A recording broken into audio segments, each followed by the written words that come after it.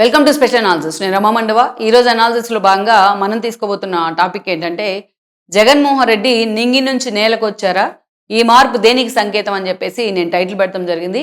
ఆ అంశం గురించి ఈరోజు మనం డిస్కస్ చేసే ప్రయత్నం చేద్దాం.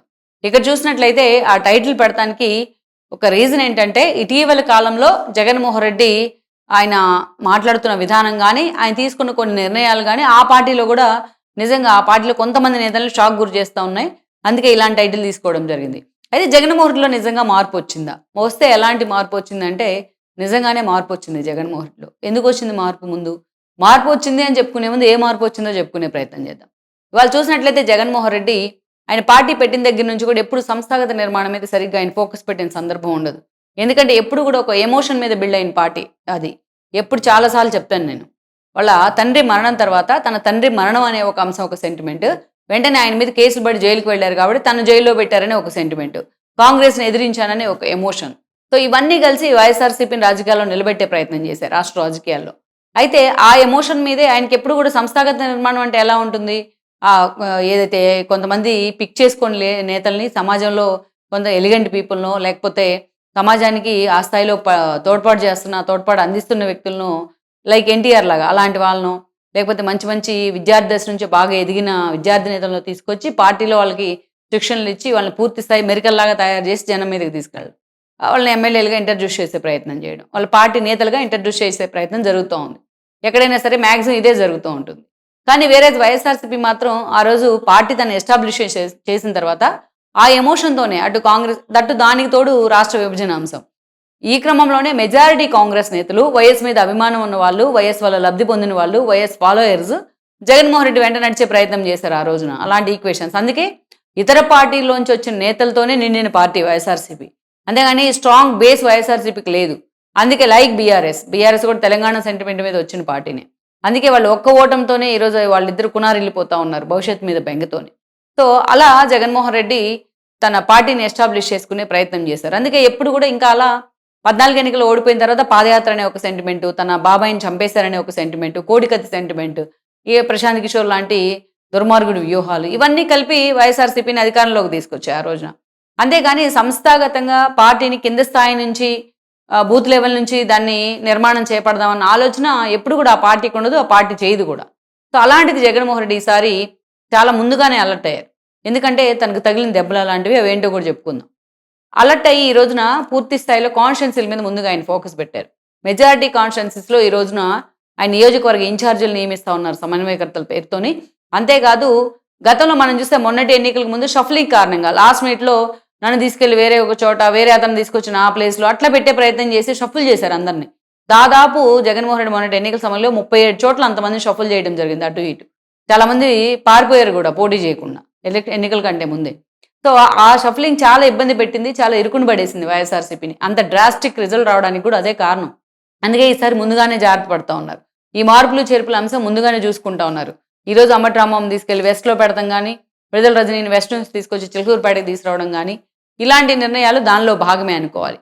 ఇక నియోజకవర్గ ఇన్ఛార్జీలు లేని చోట, సరిగా పెర్ఫామ్ చేయలేరు అనుకున్న చోట ఒక కొత్త ఇన్ఛార్జీలు తీసుకొచ్చి ప్రయత్నం చేస్తున్నారు. ఇక్కడ గజ్జల సుధీర్ సత్తెనపల్లిలో ఆయన తీసుకొచ్చి ఇంప్లాంట్ చేశారు అప్పటి అంబటి రాంబాబుని తీసేసి. సో అలాగ చూస్తే చాలా చోట్ల ఈరోజు విజయవాడ ఎంపీగా వైఎస్ఆర్సీపీకి సరైన అభ్యర్థి లేరు. చేసిన అభ్యర్థులందరూ రాజకీయ సన్యాసం చేసిన వాళ్ళే. ఆ సెంటిమెంట్ ఉండింది. అందుకే దేవినేని అవినాష్ లాంటి వాళ్ళని ఇప్పటి నుంచి అక్కడ పూర్తి స్థాయిలో ప్రొజెక్ట్ చేస్తున్నారు. జగన్మోహన్ రెడ్డి ఎంపీగా కంటెస్ట్ చేయాలని ప్రొవోక్ చేస్తూ ఉన్నారు. అలా చాలా చోట్ల నియోజకవర్గాల్లో ఇన్ఛార్జీలను పెట్టే ప్రయత్నం చేస్తూ ఉన్నారు. ఇంకొకటి ఏంటంటే, పూర్తిగా జగన్మోహన్ రెడ్డి మీద ఉన్న ఒక వ్యతిరేకత ఏంటంటే, పార్టీ నుంచి నేతలు ఎవరు వెళ్ళిపోతున్నా ఆయన మాట్లాడరు పిలిచి అనేది. ఆయన కూర్చోబెట్టుకొని వాళ్ళని కన్విన్స్ చేయరు, పోతే పోనీ అన్నట్టు ఉంటారు అనేది. సో ఆల్మోస్ట్ ఏడాదన్న తర్వాత ఈరోజు జగన్మోహన్ రియలైజ్ అయ్యారు ఆ విషయంలో. పాత నేతలు అందరితో కూడా ఆయన ఫోన్లో కొంతమందితో మాట్లాడుతూ ఉన్నారు. గర్వాప్సి లాంటి కార్యక్రమాలు, మీ వీలైతే మీరు మళ్ళీ పార్టీలోకి రండి అని చెప్తా ఉన్నారు. తన పార్టీ మాజీ నేతలతో అవసరమైన చోటు కలుస్తూ ఉన్నారు. నిన్న మొన్న ఆయన పెదనాన్న కొడుకు జార్జి రెడ్డి కొడుకు అనిల్ కుమార్ రెడ్డి, ఆయన వైఎస్ అనిల్, ఆ అనిల్ వాళ్ళ కొడుకు పెళ్లి జరిగింది సాహిల్ రెడ్డి చెన్నైలో. ఆ పెళ్లిలో మొత్తం తానే అయ్యి ఆ పెళ్లిలో ఉన్నారు జగన్మోహన్ రెడ్డి. నిజానికి జగన్మోహన్ రెడ్డి తన ఇంటి ఫంక్షన్ అయినా సరే ఎప్పుడు కూడా అంత సీరియస్గా ఇన్వాల్వ్ కావడం, గెస్ట్ని ఇన్వైట్ చేయడం, వాళ్ళని వేదిక దాకా తీసుకెళ్ళడం, వాళ్ళు మళ్ళీ సాగనమ్మడం ఏం చేయలేదు. ఈరోజు మాజీ ముఖ్యమంత్రి స్థానంలో ఉండి, ఒక పార్టీ అధినేత స్థానంలో ఉండి ఆ పెళ్లిలో అన్నీ తానే నడిపించారు జగన్మోహన్ రెడ్డి. ఇది నిజంగా ఒక వింత ఒకటి. అంటే తాను మారాయని చూడండి అని చెప్పే విధంగా ఒకటి. దట్టు తాను దూరం పెట్టిన నేతలందరినీ ఆయనే కలుపుగోలుగా వెళ్ళి పలకరించడం. ఒకటి మాగంటి ఏదైతే శ్రీనివాస్ రెడ్డి ఒంగోలు ఎంపీగా ఉన్నారు. ఆయన ప్రజెంట్ టీడీపీ నుంచి ఉన్నారు. గతంలో వైఎస్ఆర్సీపీ నుంచి ఎంపీగా చేశారు. ఎంతో సన్నిహితంగా వాళ్ళిద్దరూ మాట్లాడుకున్నారు.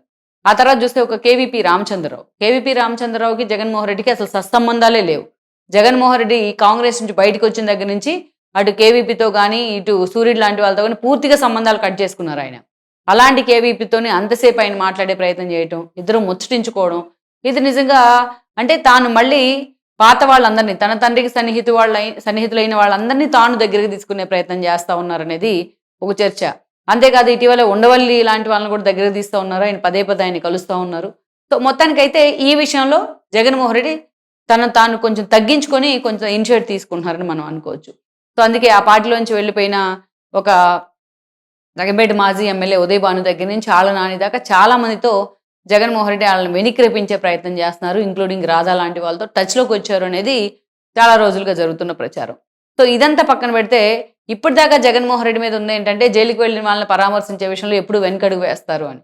అలాంటిది స్వయంగా అంబట్రాంబాబుని ఎన్నోసార్లు లైట్ తీసుకున్నారు జగన్మోహన్ రెడ్డి. ఎన్నోసార్లు ఆయనకు అవమానాలు జరిగాయి పార్టీలో. అయినా స్వయంగా అలాంటి అంబట్రాంబాబు ఇంటికి వెళ్ళి ఆ ఫ్యామిలీని పరామర్శించారు. జోగి రమేష్ లిక్కర్ స్కామ్ వ్యవహారం, కల్తీసార వ్యవహారంలో జైలుకి వెళ్తే పరామర్శించిన జగన్మోహన్ రెడ్డి స్వయంగా ఆయన ఇంటికి వెళ్ళి ఆ ఫ్యామిలీని పరామర్శించే ప్రయత్నం చేశారు. మాటకు ముందు తన పార్టీని టార్గెట్ చేస్తున్నారంటూ కూడా వాళ్ళందరినీ వెనకేసుకొని వస్తూ ఉన్నారు. సో ఇదంతా ఒక ఎత్తు అయితే ఈరోజు పార్టీ ఆఫీస్లో ఇంట్లో పార్టీ ఆఫీస్ పెట్టుకున్న ఏకైక ఘనుడు ఎవరంటే జగన్మోహన్ రెడ్డి. గతంలో తెలంగాణలో లోటస్ పాండ్లో కూడా పార్టీ ఆఫీస్ ఉండింది. ఇప్పుడు తాడేపల్లిలో కూడా పార్టీ ఆఫీస్ ఉండింది. ఇది అసలు వరల్డ్ రికార్డ్ ఇది. ఇంట్లో పార్టీ ఆఫీస్ పెట్టుకున్న ఏకైక వ్యక్తి జగన్మోహన్ రెడ్డి. సో అది నిజంగా ఇల్లులాగే ఉంటుంది చూసే వాళ్ళకు కూడా. ఆ అప్పీల్ రాదు, ఏదైతే అపీరెన్స్ కూడా ఉండదన్నమాట అది ఒక పార్టీ ఆఫీస్ అనేది. సో ఈరోజు అందుకే అక్కడ పార్టీ ఆఫీస్లో సజ్జల లాంటి వాళ్ళు పూర్తిగా డిఫెన్స్లో పడతాం కావచ్చు. మనం చూస్తే ఆ కోటరీ బ్రేక్ అవడం, చాలా మంది లిక్కర్ కేసులో ఇరుక్కోవడం కావచ్చు. ఇంకొక వైపు చూస్తే విజయసాయి లాంటి వాళ్ళు ఆ పార్టీ నుంచి వెళ్ళిపోవడం వల్ల కావచ్చు. ఆ పార్టీలో సెకండ్ లేయర్ జగన్మోహన్ రెడ్డి తర్వాత ఆ క్యాడర్కి, లీడర్స్కి అండ్ జగన్మోహన్ రెడ్డికి మధ్య కోఆర్డినేట్ చేస్తే ఒక లేయర్ మిస్ అయింది. అందుకే జగన్మోహన్ రెడ్డి ఆ పార్టీ ఆఫీస్ని పూర్తిగా ప్రక్షాళన చేసి ధర్మాన ప్రసాద్ లాంటి వాళ్ళని అక్కడ కోఆర్డినేటర్గా పెట్టాలని అనుకుంటా ఉన్నారు, పార్టీ ఆఫీస్ ఇన్ఛార్జ్గా. సో అంతా ఆయన అండర్లో జరిగేలాగా తనకి పార్టీ క్యాడర్కి మధ్య ఒక సమన్వయకర్తలాగా అలాంటి వ్యక్తిని నియమించాలని జగన్మోహన్ రెడ్డి అనుకుంటా ఉన్నారు.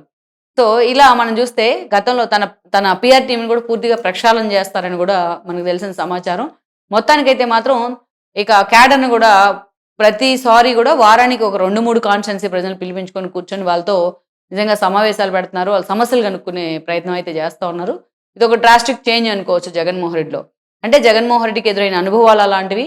ఏడాదిన్నరగా తన అనేక ఇష్యూలతో కింద మీద పడుతున్నా ఇప్పటిదాకా జగన్మోహన్ రెడ్డి ఏదైతే మళ్ళా తిరిగి సీఎం అవుతారనో లేకపోతే జగన్మోహన్ రెడ్డి మళ్ళీ ఆ పార్టీ లేచి నిలబడుతుందో ఎవరికి అంచనాలు లేవు. దానికి తోడు ఇటీవల India Today C voter survey Jaganmohan Reddy ఎప్పుడు ఎన్నికలు వచ్చినా జగన్మోహన్ రెడ్డి ఒక సీట్కే ఎంపీ సీట్కే పరిమితం అవుతారని ఒక బాంబు వేసింది. ఈ దెబ్బకే జగన్మోహన్ రెడ్డిలో చేంజ్ మొదలైంది అనుకోవచ్చు. ఇలాగే వదిలేస్తే ఇక అంతే సంగతులు అనే ఆలోచనతోనే జగన్మోహన్ రెడ్డి మొత్తానికైతే పూర్తిగా తనను తాను మార్చుకోవడంతో పాటు పార్టీని ప్రక్షాళన చేసే అంశం మీద ఆయన ఫోకస్ పెట్టే ప్రయత్నం చేస్తున్నారు. లెట్స్ సీ ఈ ఏదైతే జగన్మోహన్ రెడ్డి తీసుకొస్తున్న ఈ స్ట్రాటజీ ఎంతవరకు ఆ పార్టీని నిలబెడుతుంది అన్నది మనం చూడాల్సి ఉంది. Please share, like and subscribe R24 Telugu YouTube channel.